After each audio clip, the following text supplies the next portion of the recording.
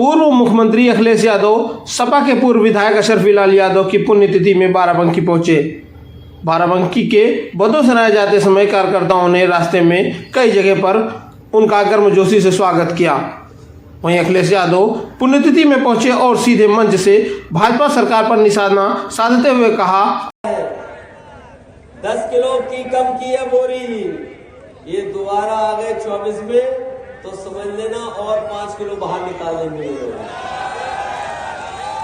इन्होंने एम्बुलेंस खराब कर दी, 100 नंबर खराब कर दी इन्होंने पुलिस की व्यवस्था। एम्बुलेंस अगर किसी ने सेवा शुरू की थी तो बिना भेदभाव के गांव में गरीबों की मदद करने के लिए एम्बुलेंस जा रही थी। एम्बुलेंस जल्दी पहुंच जाती थी, आप फोन मिलाते थे एम्बुलेंस पहुंचती थी।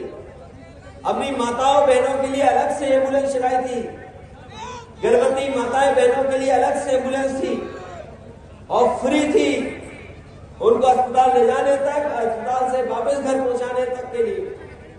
लेकिन सरकार ने व्यवस्थाएं खराब की हैं।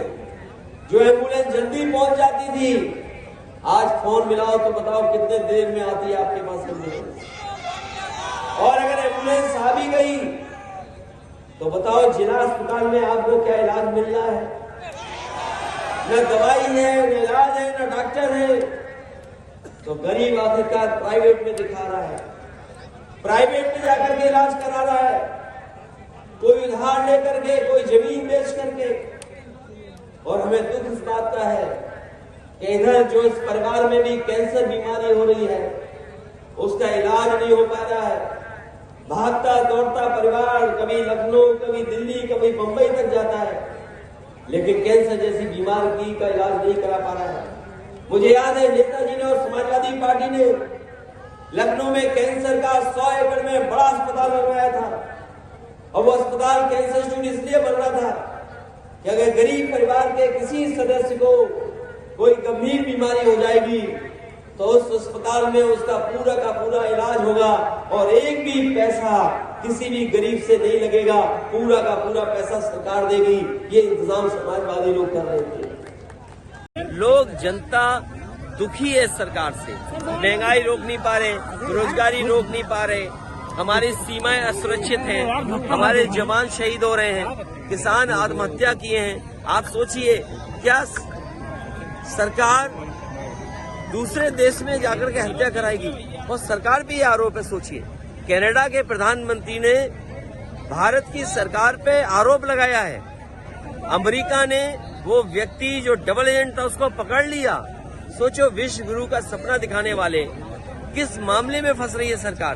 कितना देश हमारा अपमानित होगा जब सच्चाई दुनिया के सामने आएगी कि भारत जैसा देश जो टॉलरेंस के लिए जाना जाता है, जो एक्सेप्टेंस के लिए जाना जाता है, धैर्य के लिए जाने जाते हैं, हम सबको साथ लेके चलने वाले माने जाते हैं, उस देश के बारे में दुनिया जानेगी कि दूसरे देश में जाकर के हत्या करा रहे हैं। सर क्या मायावती क्या कहेंगे? मायावती को क्या संदेश देना चाहेंगे? देखिए, समाजवादियों की कोशिश रही कि सभी दलों को जोड़ने का प्रयास हो और इधर अखबारों और टीवी के माध्यम से तरह तरह के रूमर भी उड़े। हमारी कोशिश लगातार रहेगी कि इंडिया गठबंधन कैसे मजबूत हो, इंडिया गठबंधन में कैसे और दल जुड़े। जहां तक आप बहुजन समाज पार्टी के बारे में कह रहे हैं, समाजवादियों ने तो सम्मान देने का काम किया है और हमेशा सम्मान कैसे बढ़े उसका भी कभी आपने देखा होगा। मुझे तो वो समय याद है जब समाजवादियों ने संकल्प लिया था कि देश की प्रधानमंत्री उस वर्ग से हो जिन्होंने समाज के तमाम बुराइयों का सामना किया है हजारों साल।